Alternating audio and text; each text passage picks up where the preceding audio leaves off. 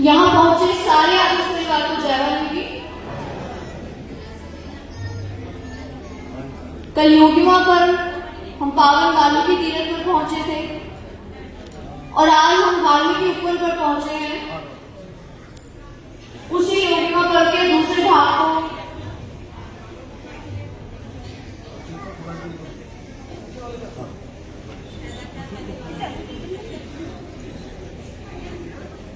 पिछले 25 वर्षों से योगिमा पर लगातार हो रहा है।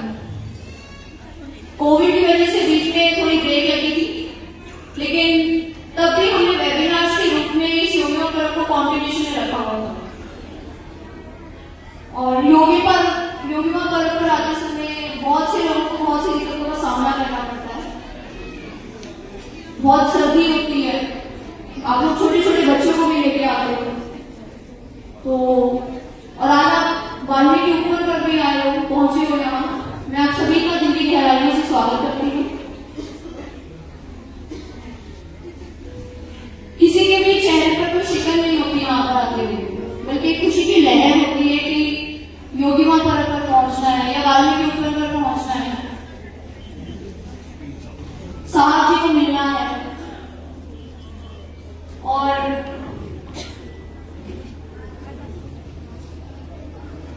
यहाँ आने से 2-3 दिन पहले मैं कुछ पुरानी वीडियोस रिकॉर्डिंग्स देख रही थी योगिमा पर की। कुछ ऐसा संचालन करने की कोशिश करना चाहती थी कि डैडी के मंच को कैसे संभालते थे, जहाँ पर पीछे तक के लोगों का, पूरे आदिवासी परिवार का चेहरा तक भी ठीक से नहीं दिखता। हम सारे जानते हैं आपस का दूसरा नाम ही अनुशासन है, लेकिन तब भी बीच में कुछ लोग होते हैं,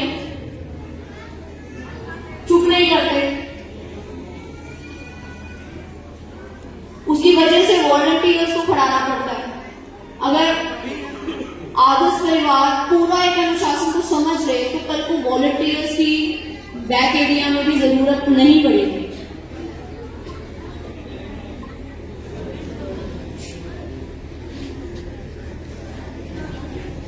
इतने बड़े परिवार को देखकर बहुत अच्छा लगता है।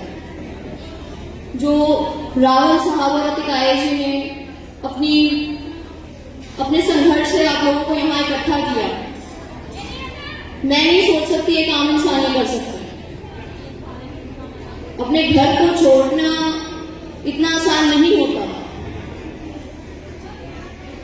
बहुत तंगियां होती हैं घर में भी पीछे, और सब लोग इस बात को समझते नहीं है। तो जो समझ रहा है, जो अपना संघर्ष कर रहा है, वो क्यों ना उसका साथ दे।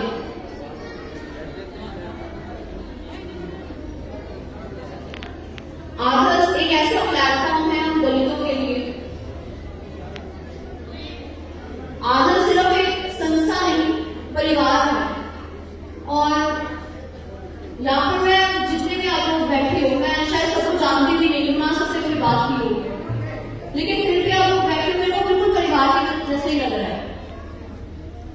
क्योंकि जो ये संघर्ष करते हैं, बाद में घर में आके हमें हमारे कान में तो कुछ बात पड़ती होगी ना, हमें भी अच्छा लगता है जब आप लोग इनका साथ देते हैं।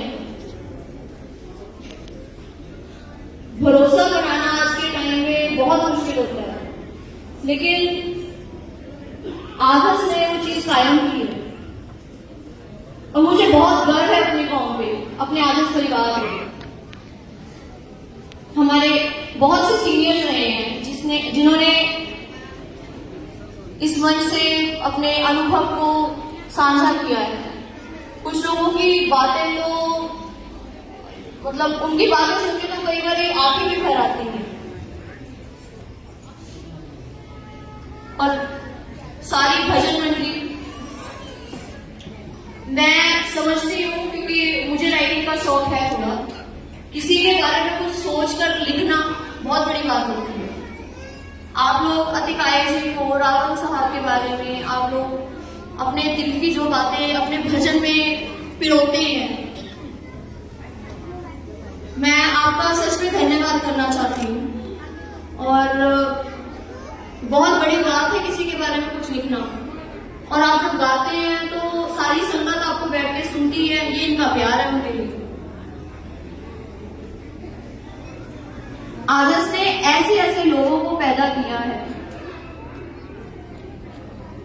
आदर्श, वाल्मीकि कौम, दलित लोग, हम सारे मतलब हमारी पहचान ही ऐसी होती थी कि जिनके पाँव में जान नहीं है, जिनको आगे बढ़ने का मौका दिया नहीं जाता था, और कुछ लोग खुद ही मतलब अब क्योंकि उस टाइम से निकले हैं, उस समय से निकले हैं, तो कोशिश करने से भी मतलब हाथ पीछे खींचते थे। लेकिन आदर्श ने हमारी कौम को शिक्षा की तरफ प्रेरित किया है, नशाखोरी से दूर किया है। बहुत सारे लिविंग एग्जाम्पल हम सबके बीच में ही बैठे हैं। मुझे ये सब देखकर बहुत खुशी होती है। अगर ये जज्बा पैदा किया है मरी हुई कौम में, तो सिर्फ और सिर्फ आदर्श ने किया है, दशरथ रावण जी ने किया है। नहीं तो परमात्मा के नाम पर पता नहीं कितनी संस्थाएं बनी हुई हैं, सबके नाम भी नहीं मुझे पता होंगे, लेकिन ऐसा काम और कौन कर रहा है? आप सबके सामने ही है। कौन सी संस्था आपको पढ़ाई के लिए प्रेरित कर रही है, शिक्षा की तरफ आपको धक्का दे रही है? कौन सी संस्था आपको नशे से मुक्त कर रही है?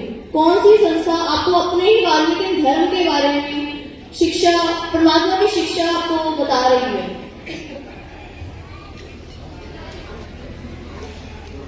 जिस वक्त साहब जी ने अपना एक अलग संगठन बनाने का सोचा होगा, एक अलग रास्ते पर चलने का सोचा होगा, शायद उस वक्त भी कुछ सूझवान लोग रहे होंगे जिनके जहन में बात आई होगी जरूर कि एक अकेला इंसान ने मतलब सीधे साधे ट्रैक पर चलकर क्या ही हासिल कर लेगा।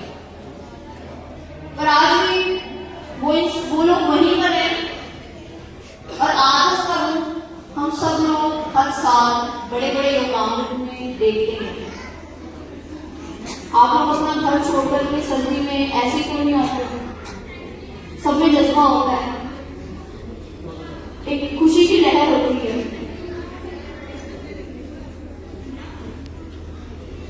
अधिकारियों ने ऑन माई ये बात 2019 के योगिमा पर्व पर बोली थी कि साहब जी ने हमें एक ऐसा सपना दिखाया है कि हमारा एक ऐसा आश्रम हो, एक आश्रम हो जो सिर्फ और सिर्फ आदर्श की आइडियोलॉजी में चले,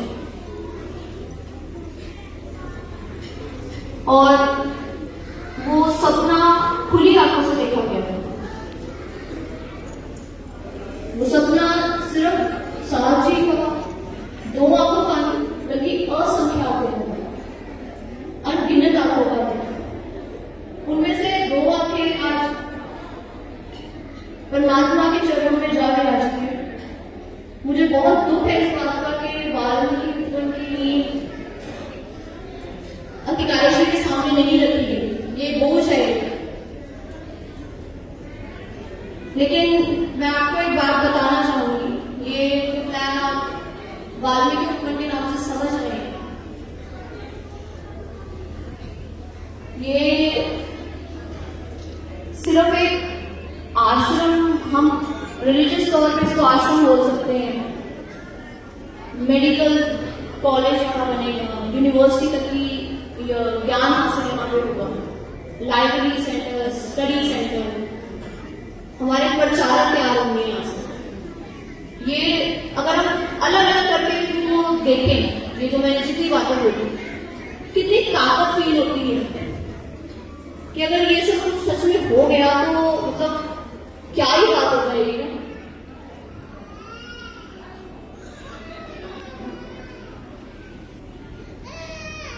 और आज की जनरेशन के लिए मैं कुछ कहना चाहूंगी, हो सकता है मेरी बात किसी को बुरी भी लगे, लेकिन आज के बच्चों के पास सारी सुविधाएं हैं, सबके पास अपने अपने मोबाइल फोन हैं, मेरे पास भी है, लेकिन मैं हैरान होती हूँ उस समय को सोच के जब मोबाइल फोन्स नहीं थे, जब आदर्श की पहली जनरेशन ने अपना संघर्ष शुरू किया था ग्राउंड लेवल से, घर घर जाके जब लोगों को जोड़ा, विचार किया, परमात्मा की शिक्षाओं के बारे में बताया।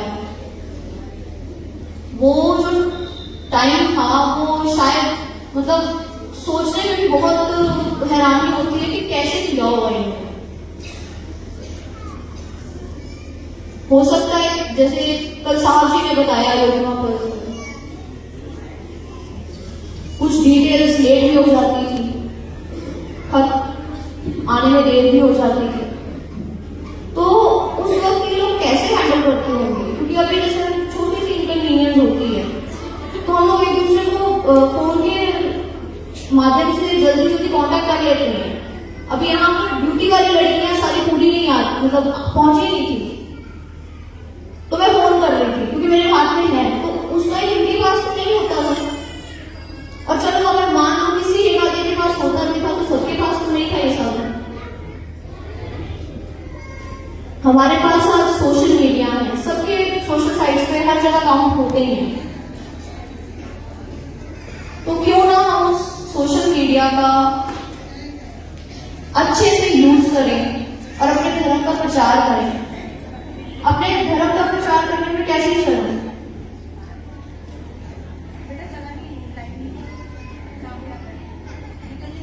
मुझे याद है मैं स्कूल में थी, 12th स्टैंडर्ड में हमारी एक ट्रिप प्लान हुई थी स्कूल की तरफ से, लेकिन वो ट्रिप 14 अप्रैल की थी, तो वो बाबा साहब का दिन हो गया। तो थोड़े दिन बाद डीसी की तरफ से ऑर्डर्स आए, तो वो एक नेशनल हॉलिडे डिक्लेयर हो गई थी और हमारी ट्रिप कैंसिल कर दी थी। मैं क्रिश्चियन स्कूल में पढ़ी हूँ, मेरा ऑलमोस्ट सारा फ्रेंड सर्कल ही क्रिश्चियनिटी का है, तो उनमें से एक मेरे दोस्त थे जिन्होंने बोला कि मतलब वो गुस्से में आके कि तुम लोगों का सही है, उन्होंने मुझे सीधा पॉइंट आउट किया ग्रुप में बैठ के कि तुम लोगों का सही है, तुमने तो एक इंसान को भगवान का ही दर्जा दे दिया, उसी एक इंसान को पूछते रहते हो। तो मैंने वो क्योंकि ग्रुप में बैठे थे तो मैं घबराई नहीं, लेकिन मैं सिचुएशन को अवॉइड करना चाह रही थी। इस समय मैं हंसी बस मैंने उनको एक ही बात बोली कि चलो कोई बात नहीं, दिवाली और क्रिसमस की भी तो छुट्टी मिलती है। तो उन्होंने मुझे और गुस्से में आके बोला कि Jesus was crucified for your sins, कि जो यीशु मसीह थे वो तुम्हारे पापों की वजह से सूली पे चढ़े।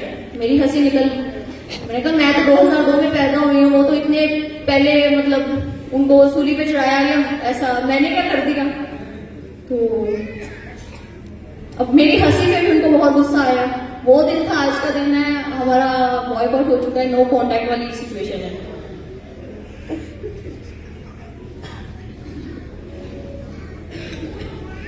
डिबेट वाला माहौल बन गया था, तो कुछ तू मैं भी मैंने बताया उनको, उनके सवालों का जवाब दिया कि जिस इंसान की वजह से, मैं भगवान नहीं बोल रही हूँ, लेकिन जिस इंसान की वजह से मेरी जाति के लोगों के शरीर पे से, गले पर से मटका और कमर पर से झाड़ू हट जाए, तो क्या वो पूजनीय नहीं है?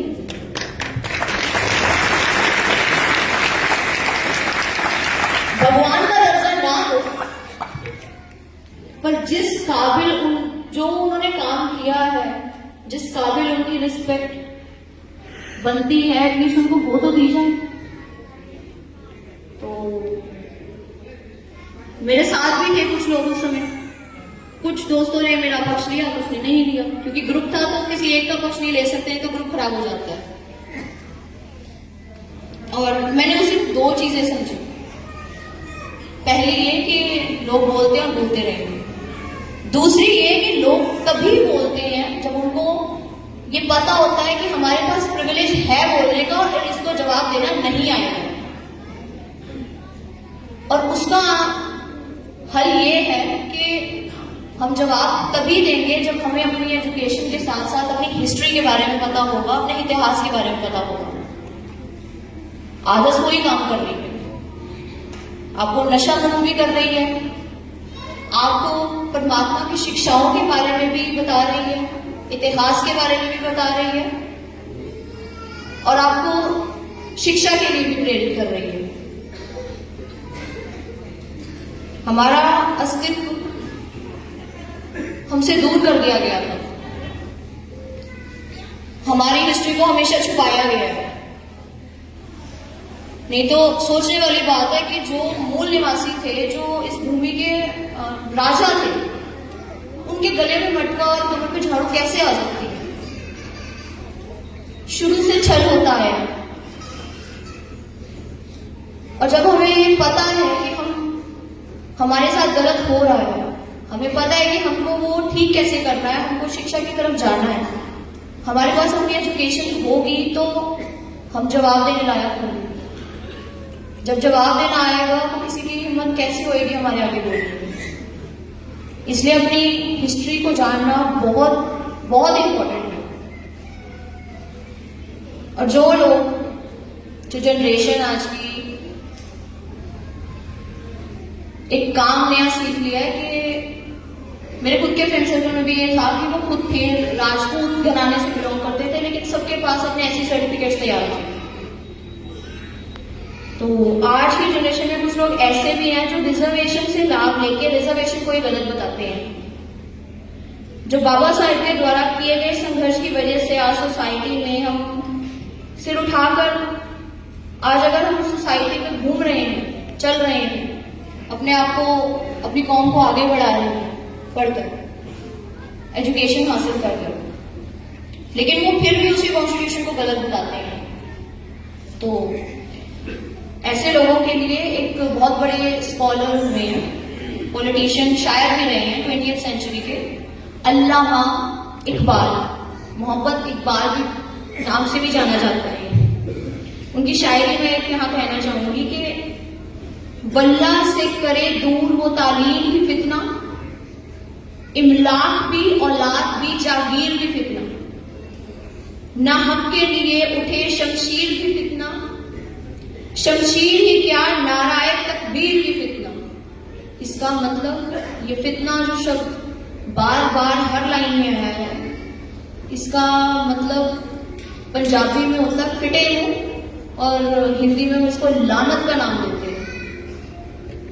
कि जो हमें अपने परमात्मा से दूर करे, जो ज्यादा में पढ़ लिख जाते हैं, वो अपनी जैसे जाति छुपाने लग जाते हैं। तो ऐसी पढ़ाई का भी क्या फायदा कि तुम्हें अपने रब से दूर करेगी।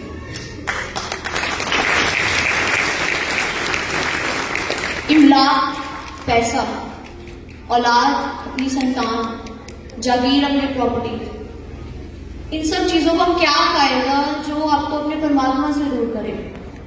फिटे मुंह ऐसी चीजों पे फिर ना हक के लिए उठे वो शमशीर भी फितना, जो हक दिलाने के लिए तलवार नहीं उठा सकते, उस तलवार को भी लानत है, जो एक टाइम पे उठे ही ना। शमशीर ही क्या नाराए तकबीर भी फितना, परमात्मा के लिए ही जो नारा बनाया गया है, लेकिन अगर वो कभी किसी सिचुएशन में परमात्मा से आपको दूर करे तो ऐसे नारे पे भी लानत है। इस शायरी का मतलब ये है। और एक कोट है कि हिस्ट्री रिपीट्स इटसेल्फ। मुझे लगता है, मैं मानती हूँ कि हिस्ट्री तभी रिपीट होती है, हमारा इतिहास तभी दोहराया जाता है जब हम सेम मिस्टेक्स करते हैं। गलतियों से सीखेंगे नहीं तो बार बार यही होगा। नहीं तो जिस देश के मूल निवासी हैं, जिनका राज था, सच में सोचने की बात है कि जिसका राज हो उसके घर में घुस के हम उस पर कैसे राज कर सकते हैं। सोचने को इमेजिनेशन दौड़ाई जा सकती है। एक राज कायम किया हुआ है, उसमें कोई आया, उसने आपके राज में फतेह हासिल कर ली, आपके सारे दस्तावेज ला दिए, सब कुछ डिस्ट्रॉय कर दिया, आपको कुछ नहीं पता।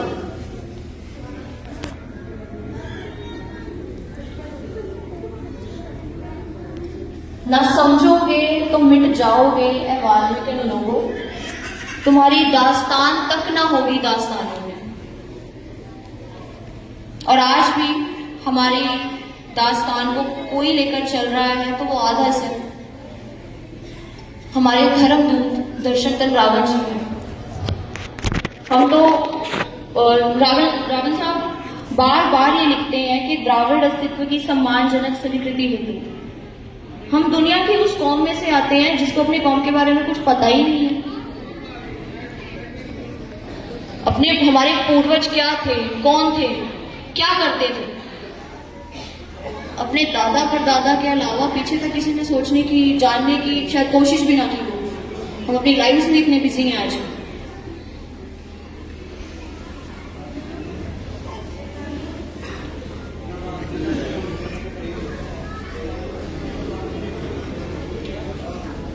ओम देवांतक जी की कलम से एक लाइन लिखी हुई है। उनका एक भजन है कि हम ऐसे दीवाने हैं दुनिया को बदल ही डालेंगे। ये वाकई में आप सबका साहस है और मैं सच में आप सभी के चरणों में प्रार्थना करती हूँ कि जैसे आज तक आप लोग आदर्श का, हमारे धर्म दूत का, दर्शन रावण जी का साथ देते आए हैं, हर काम में, आदर्श के हर कार्य में आप लोग ऐसे ही अपना योगदान देते रहेंगे। अगर रावण साहब अकेले चले तो आप लाखों लोगों ने कारना बना लिया।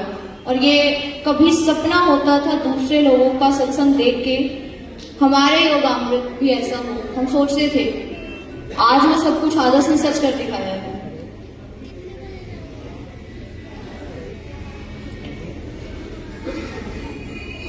इन्हीं शब्दों के साथ मैं अपनी बात पे विराम लगाऊंगी। हम सभी यहाँ अपने धर्म दूत को सुनने पहुंचे हैं। जय भारत।